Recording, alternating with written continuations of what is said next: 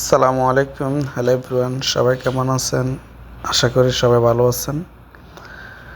আজকের এই ব্লগে আমি আব্দুল লতিফ আপনাদের সাথে আছি। আজকে আপনাদেরকে দেখাবো জাবালে রহমত। জাবালে রহমতের দৃশ্য। এটি কোথায় অবস্থিত, কিভাবে যাবেন, কিভাবে মক্কা থেকে জাবালে রহমতের যাওয়ার পুরো প্রসেসটাই এই ভিডিওতে বলবো। তো শেষ পর্যন্ত দেখতে থাকুন। জাবালে রহমতটি অবস্থিত হচ্ছে আরাফার ময়দানের একেবারে মাঝখানে একটি পাহাড়ের সাথে। দেখতে পাচ্ছেন যে আমরা যে এখন হাঁটি যাচ্ছি যে রাস্তাটা দিয়ে, এটাই হচ্ছে মূলত আরাফার ময়দান।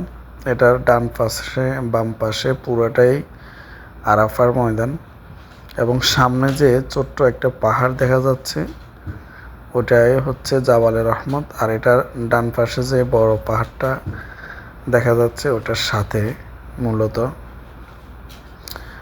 আর এটার বাম পাশে যে একটা বিল্ডিং দেখা যাচ্ছে এটা হচ্ছে টয়লেট, বা এখানে অনেক হাজিরা রেস্ট করে, উজু করে, তারা কিছুক্ষণ এখানে সময় কাটাতে পারে, ওরকম একটি জায়গা, খুবই সুন্দর। আরাফার ময়দানটা অনেক বড়।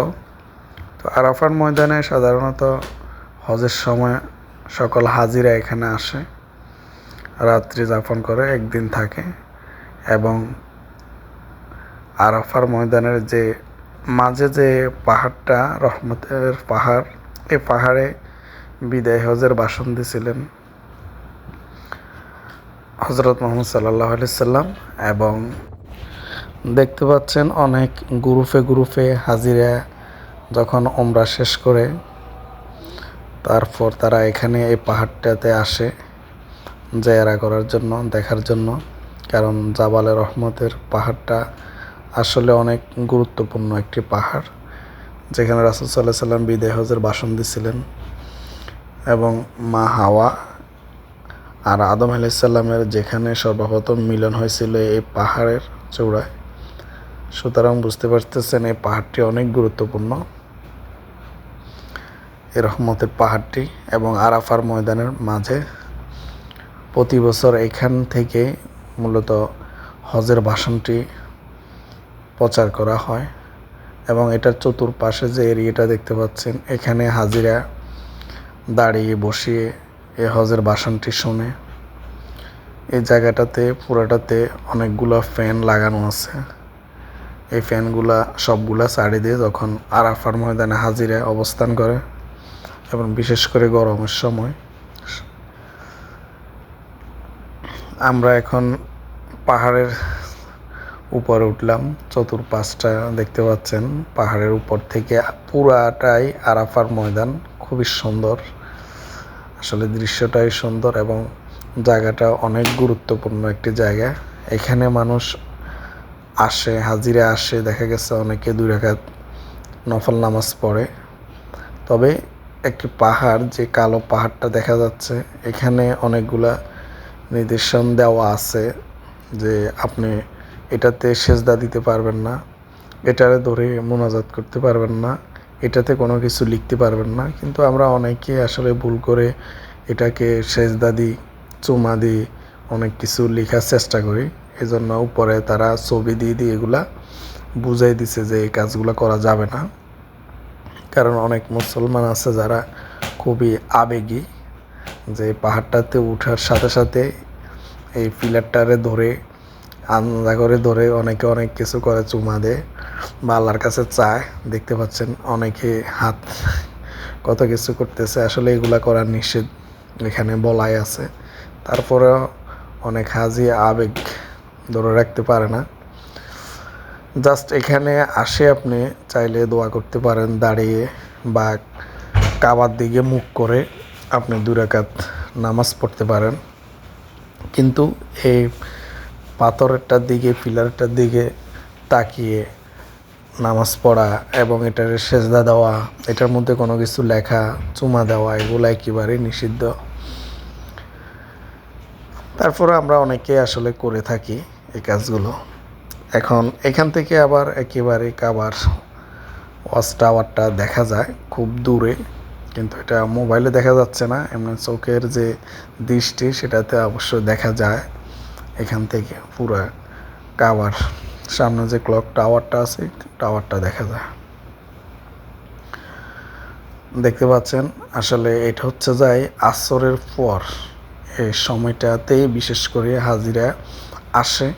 কারণ হচ্ছে যে অন্য টাইমে এখানে প্রচুর রোদ থাকে, গরমের কারণে মানুষ এখানে উঠতে পারে না, বা এখানে খোলা আকাশ, কোনো ধরনের ছাউনি নেই, যার কারণে এখানে সাধারণত সবাই আসরের নামাজ শেষে এই পাহাড়টাতে উঠে এবং মাগরিবের আগে পরে সবাই নেমে যায়।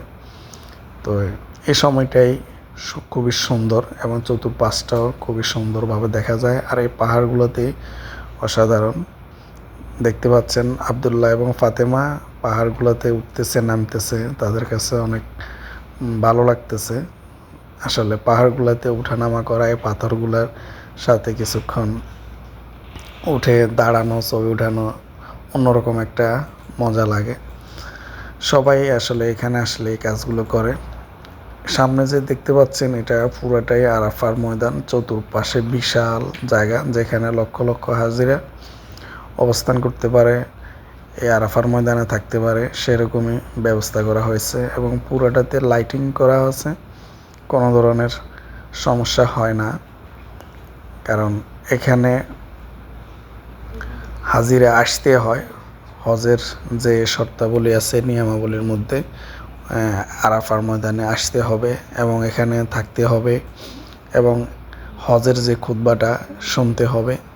এই শর্তগুলো আসলে এখানে আসাটা প্রত্যেকটা হাজির জন্য বাধ্যতামূলক। যদিও ওমরা যারা করে ওমরার জন্য এখানে আসাটা বাধ্যতামূলক না, তারপরও মানুষ ওমরা করার পরে এখানে আসে, যেহেতু এই পাহাড়টা এবং এই ময়দানটা অনেক গুরুত্বপূর্ণ হজের জন্য, যার কারণে ওমরার হাজিরা এখানে আসে, তাদের ওমরা শেষ করে এবং আল্লাহর কাছে অনেক কান্নাকাটি করে, অনেকে প্রার্থনা করে। তো আপনারাও চাইলে আসতে পারেন, কারণ মক্কা থেকে আপনি মক্কার গেট থেকে বাইরে হলে এখানে অনেকগুলো ট্যাক্সি পাবেন, যে কোনো ট্যাক্সি দিয়ে 10 টাকা 15 টাকা মানে 10 রিয়াল বা 15 রিয়াল নিবে এক একজনের। আপনারা চাইলে সিঙ্গেল আসতে পারেন, গ্রুপে আসতে পারেন, বাস আছে, ট্যাক্সি আছে ছোট ছোট। আপনারা চাইলে এখানে আসতে পারেন। মক্কা থেকে এখানে আসতে 15 থেকে 20 মিনিট সময় লাগে। তো আপনারা ওই হিসাবে ওখান থেকে বের হতে পারেন। ইচ্ছা করলে ওখানে আসরের নামাজটা পড়ে রওনা দিতে পারেন, আবার ইচ্ছা করলে আসরের নামাজের আগে রওনা দিলে এখানে আসে আসরের নামাজটা পড়তে পারেন। ওইভাবে সময় মেনটেন করে আসতে পারেন। এই জাবালে রহমত আমাদের অবশ্য জাবালে রহমতের কাজ শেষ, এখন আমরা চলে যাচ্ছি। দেখতে পাচ্ছেন এটা হচ্ছে মাগরিবের পরের দৃশ্য। আরাফার ময়দানের যে লাইটগুলো জ্বলতেছে খুবই সুন্দর, বিশাল বড় আরাফার ময়দান। এটার চতুর্পাশে যদি আপনি গাড়ি দিয়েও ঘুরেন 1 ঘন্টা সময় লাগবে, আর হাঁটলে তো বুঝতে পারতেছেন অনেক সময়ের ব্যাপার। আমরা এখন বের হয়ে যাচ্ছি একেবারে আরাফার ময়দান থেকে এবং পাশে দিয়ে আমরা যাচ্ছি মক্কার দিকে। আমরা আসছি এখানে প্রায় 1-2 ঘন্টার মতো ছিলাম এবং আসরের নামাজ মাগরিবের নামাজ আমরা এখানে পড়ছি, আসরের আগে রওনা দিছি। আপনারাও চাইলে সেভাবে আসতে পারেন। তো সবাই ভালো থাকবেন, আল্লাহ হাফেজ।